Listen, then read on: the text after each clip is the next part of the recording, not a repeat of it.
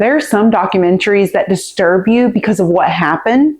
And then there are some documentaries that disturb you because of what you recognize inside of the documentary. Sometimes there's documentaries that leave you thinking, wow, what kind of sick person does that? And then in the new Netflix documentary, Maternal, that was kind of my thought process. Because man, that documentary, it disturbed me on all of those levels. And that is because on the surface, this is a story about a woman named Taylor Parker who faked a 10-month pregnancy, who murdered a 21-year-old mother named Reagan Simmons-Hancock, who cut Reagan's unborn baby from her body and then drove down a Texas highway claiming that she had just given birth. And I just want you to sit with that for a minute, because that's a lot to process, and it's heavy. And I know just that right there is enough to make you want to kind of just look away, run away. But I need you to stay with me here, because what I really want to talk about today is not just what Taylor Parker did. I want to go a little bit deeper here, and I want to talk about the patterns that I saw underneath it all, underneath this documentary, the attachment wounds, the desperate fear of abandonment, the way she moved, Taylor Parker moved through relationships, the way she got close to Reagan, the way people around her kept ignoring what their gut was telling them about her. Because here's the truth that I could not stop thinking about after I finished watching this documentary. The truth is that Taylor Parker's behavior, it did not start with a murder. It started with a wound that was unhealed, and that wound left completely untreated, unaddressed, and uncontained, to the point that it became a weapon.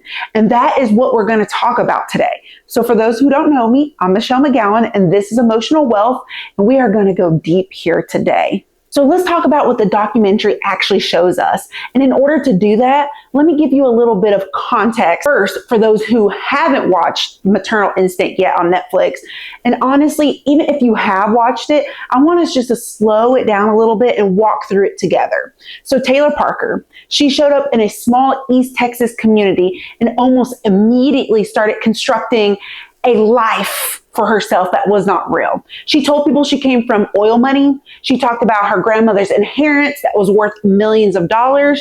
She stated that she made a cash offer on a $4 million ranch in Oklahoma. She bought an $87,000 truck. She presented herself as this woman who had it all, who had the charm, the ambition, the resources, who had a beautiful future ahead of her. And people, they believed her. And that is not because they're foolish, but it's because Taylor was good at creating and selling this image that she created of herself and selling that image to people, because she had been doing that her whole entire life. So she became a pro at it. And then she met Wade Griffin, who was a hog trapper and a hardworking man who had simple dreams about owning land and building something real. And Wade was swept up by Taylor's image. How could you not be, right? He even said it himself in the documentary that Taylor painted a pretty picture of the future that they could have together. And within months of moving in with Wade, Taylor announced that she was pregnant. And the documentary goes on to share some facts about Taylor, like the fact that, one, she had a hysterectomy years before any of this tragedy happened, that she was physically incapable of carrying a pregnancy because she had a hysterectomy. And yet for 10 months, 10 whole entire months, she performed like she was pregnant. And she did this by sharing baby bump photos on social media, sharing that she had doctor's appointments with paperwork. She had a gender reveal party. She had a due date. For 10 whole entire months, she constructed a reality and presented that reality to the world. And when September 22nd came and went, and she had no baby to show, because how would she, since she was never really pregnant, what did she do? She went looking for one. And her prey became 21-year-old Reagan Simmons-Hancock, who was 35 weeks pregnant and had welcomed Taylor into her life as a friend. Reagan became Taylor's target. And on October 9th, 2020, Reagan was stabbed 15 times and suffered 98 incised wounds. And her unborn baby was cut from her body. Both Reagan and her baby, who was later named Brexlyn Sage Hancock, did not survive that brutal attack. And as a result to this tragedy and the double murder, Taylor Parker was convicted of capital murder and sentenced to death.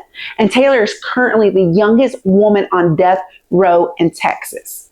And I want you to hold the weight of that before we go anywhere else, because that is heavy and I know it's disturbing. And this is not just a case study here. This is not a psychological exercise.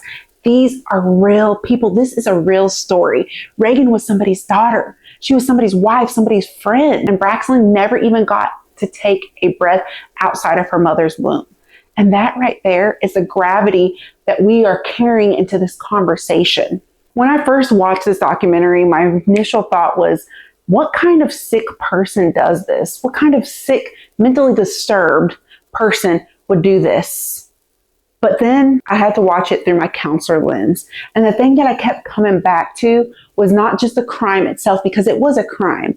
It was the pattern of behavior that existed long before the murder happened on October 9th. Because Taylor Parker's behavior, it did not begin with Reagan Simmons-Hancock. It began years before that. It goes back to friends in other towns, the stories of illnesses that Taylor created, like multiple sclerosis, cancer, brain tumors, strokes, stories that came and went without any real medical evidence that these things were happening. It dates back to these fabricated identities that Taylor created, to financial fraud where Taylor used over 30 fake names, to a fixation that Taylor had on a close friend's pregnancy that was so intense that she asked to log into her friend's pregnancy tracking app to monitor the baby's progress. And that last one right there, to monitor the baby's progress, her friend's baby progress, I need to sit with that one, because that's not just eccentric, and that's not just a little bit odd or quirky behavior that people can just dismiss. Asking a friend to log into their baby monitoring app to monitor the progress of their baby when you are not the child's parent, that right there, that's a behavioral warning sign. And the friend, she recognized that sign. She said in the documentary that I had to cut her off. But Taylor, what did she do with that? She just uprooted herself and she moved. She got far enough away from the people who knew her patterns, who started recognizing them and seeing them. And she decided, let me start over, because these people are seeing what's happening. And she moved to a new town and she started a new relationship. And then she constructed a new reality in that town and in that relationship. But the entire time, with every move and every identity, she had the same wound that was running her every decision and choice the entire time. And that is what right there concerns me the most as a counselor. Not just what Taylor did, even though that was extremely concerning, but the pattern of what she did also concerned me as a counselor, and how long that this pattern went unaddressed, and how many people around her minimized the pattern, and how they explained it away, and they gave her the benefit of the doubt. Because behavior that escalates over time, that repeats, that intensifies, that keeps finding new targets, that behavior is not just a one-time mistake. It doesn't just happen once. That behavior, it's a system. It's a repeated pattern. And the question I kept asking myself while watching this documentary is, what kind of wound does someone have to have that produces this kind of system that Taylor created? And I want to talk about that wound underneath the behavior. But I want to be very clear before I go here, okay? Because I'm not here to produce sympathy for Taylor Parker. I'm not here to soften what she did. And I'm not here to suggest that her childhood pain and her wound explains away the devastation, because she did create devastation that she created. Because pain, anyone's pain, is never permission. A wound that somebody has and carrying is never permission. Your choices are yours to own. And I will say that again before this video ends. But what I am here to do is what I always do on this channel, which is to help you understand the emotional operating system underneath the behavior. Because if we do not understand it, then we cannot recognize it. And if we cannot recognize it, then we cannot protect ourselves from it. or to heal it in ourselves when it shows up in smaller and quieter ways. So what do we actually know about Taylor Parker's emotional foundation here? Let's talk about that. We know that her childhood was unstable and it was chaotic. That her brother testified at her trial that their upbringing was marked by poor parenting. And that this was repeated on both sides, that their father exposed them to drug environments, that he used Taylor and her brother as pawns in a bitter divorce that he had, that their father routinely put his children on the back burner in his life, and that he prioritized drugs and other women over his own kids. Now I want you to feel that as an emotional reality for a child, not as a fact, even though it is a fact, but as a feeling. Because a child who's consistently placed on the back burner by a parent, and a parent is one of the most important detrimental people in your life, especially as a child. So a child who is consistently placed on the back burner by a parent does not have the cognitive language or intellect to say, hold on, wait, let me analyze this. My father has an addiction and he has his own unresolved emotional wounds that prevent him from prioritizing me, and that has nothing to do with me. That's on him. Instead, what a child says and what they intellectualize and what that child feels in their nervous system is that I am not enough to make someone stay, to make someone love me. And that message, that belief, that is installed before a child even has the words for it. It becomes the operating system that everything runs on in that child's life. And then that child, what happens to them? They grow up and they become an adult with that same exact operating system running their adult life, because that wound has gone unaddressed and unhealed. So it's still there. That wound, that belief that I am not enough to make someone stay. So I will become whatever I need to become to try to get someone to stay. I will construct whatever reality I need to construct to try to make people stay. I will do whatever it takes to try to make people stay, or I will go first, because I am sure not going to get abandoned again. And according to the criminal experts in trial testimony, Taylor Parker was described as having severe consuming fear of abandonment, a constant paranoia that her partners were cheating on her and that they were preparing to leave her. And where do you think that came from? She didn't just wake up one day and have that fear. That fear was programmed in her as a child from her father, who abandoned her, who taught her this, who showed her this. And that fear, that terror of being left, it is what directly drove Taylor Parker to fake her pregnancy. And not malice for its own sake, and not cruelty for cruelty's sake, but as a desperate, frantic attempt to trap the one thing her nervous system needed more than anything, which was the certainty that someone would stay. Now I want you to pause here, and I want to say something important. Fear of abandonment, it's not rare in my line of business. A lot of people, lots of people suffer from fear of abandonment. It is actually one of the most common emotional wounds that I see in my line of work as a counselor. It shows up in millions of people. It shows up in the person who over apologizes in every argument because they are terrified that the other person will leave. It shows up in the person who monitors their partner's phone because they're terrified of losing their partner. It shows up in the person who completely loses themselves in a relationship because being alone, it just feels unsurvivable to them. It shows up in love bombing, where there are these grand gestures and overwhelming attention at the beginning of a relationship. It shows up in a person who would rather be in a painful relationship than no relationship at all. So abandonment wounds are so common and they are everywhere. And most people with abandonment wounds, they do not become Taylor Parker. They do not do anything even near what Taylor Parker did. They do not commit murder. But this documentary, it shows us what happens when that wound is that deep and that early, and it's unpossessed fear, and it goes completely undressed, completely uncontained. And that, combined with a pattern of compulsive deception that has never been interrupted, and is mixed with the absence of empathy that allows that wound to reach outward instead of inward. That's what this documentary shows us. it shows us the extreme, really extreme end of an unhealed abandonment wound combined with some other things. And this is why that story matters beyond the true crime of it all. And here's something that I could not stop thinking about while watching this documentary. Taylor Parker, she did not just hurt Reagan Simmons-Hancock. It wasn't just a random target for her, a random person she saw on the side of the street that was pregnant. She befriended Reagan first. She photographed Reagan's wedding in September of 2019, where she inserted herself into the celebration. And at the wedding, she appeared in selfies and she acted like a close friend that was a guest or something that was invited to her wedding.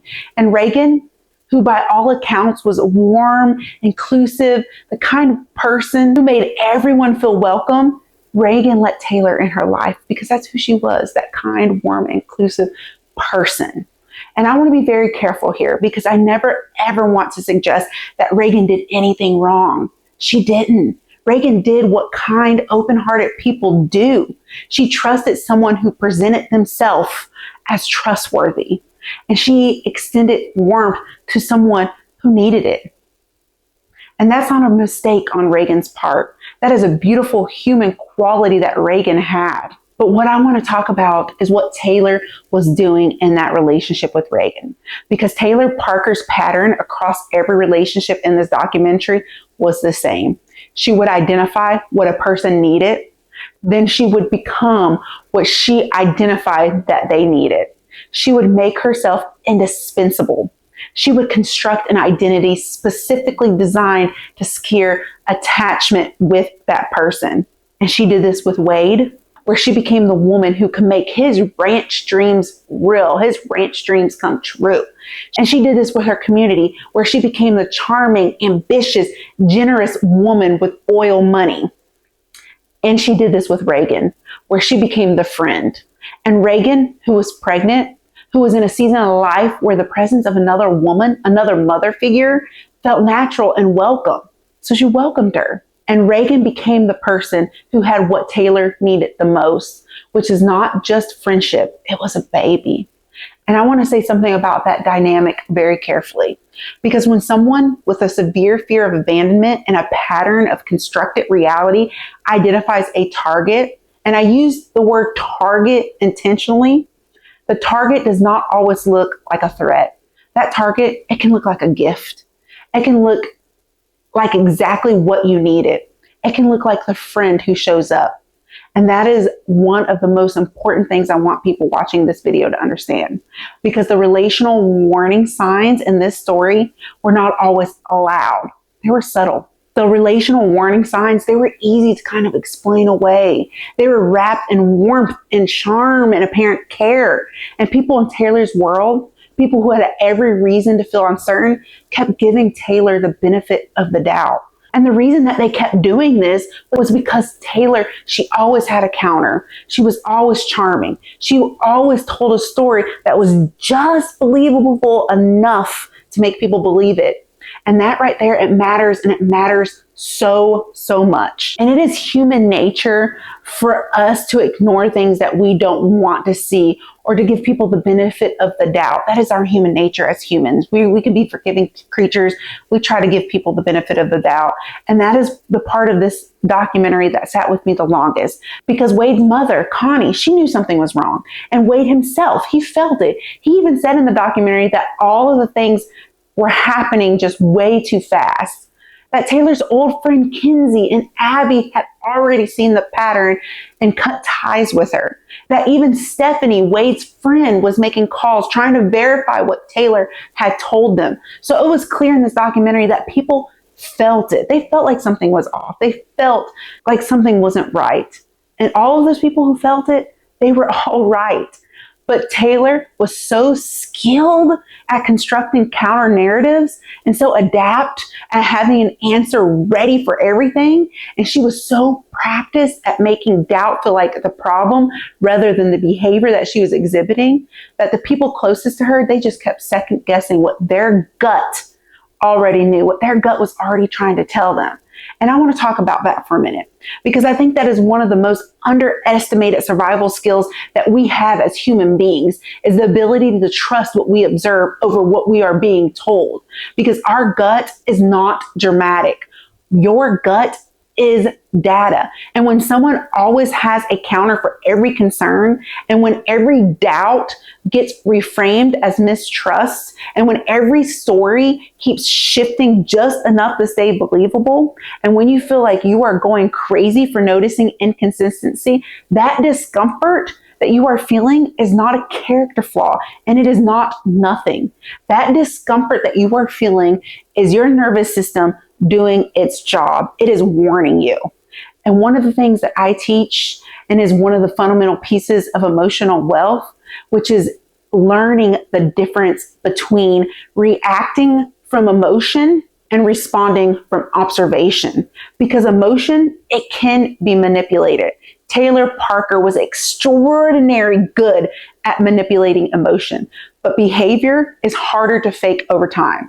Patterns are harder to hide over time. And the people in this documentary who paid attention to behavior, who watched Taylor Parker's actual patterns instead of just listening to the stories that she kept telling, those were the ones that were correct and right. Those were the people that were catching it and seeing it. And now I need to say the thing that I will not let the video move past without saying clearly again. Taylor Parker's wound is real. Yes, it is.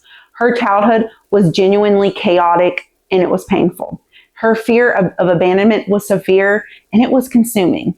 Her attachment injuries, they were profound. And yet, still, none of that, not one single piece of that, gives permission for what she did. Not one single piece. Because pain is never, ever, ever permission.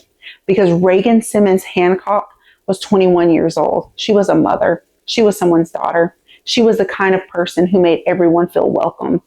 And she deserved to live. And Braxton Sage Hancock deserved to breathe. And there is no wound that is justifiable enough, no matter how deep that wound is, and no matter how early that wound started, and no matter how real that wound was. There is none, not a single wound, that gives anyone the right to take life, to do what Taylor did. And I think that is something that gets lost sometimes in psychological conversations about behavior. Just because we understand something doesn't mean that it was justifiable, that it was right. We can explain, and we should explain, and we can seek to understand, and we should seek to understand. But explanation is not absolution, and understanding is not an excuse. And the accountability here is not abstract. It lives inside Reagan's mother, Jessica, who found the scene in that house. It lives inside every person who loved Reagan. It lives in the absence of a child who never got to be born into the world. And that is consequence. And consequence is not theoretical. Consequence is real, and it ripples.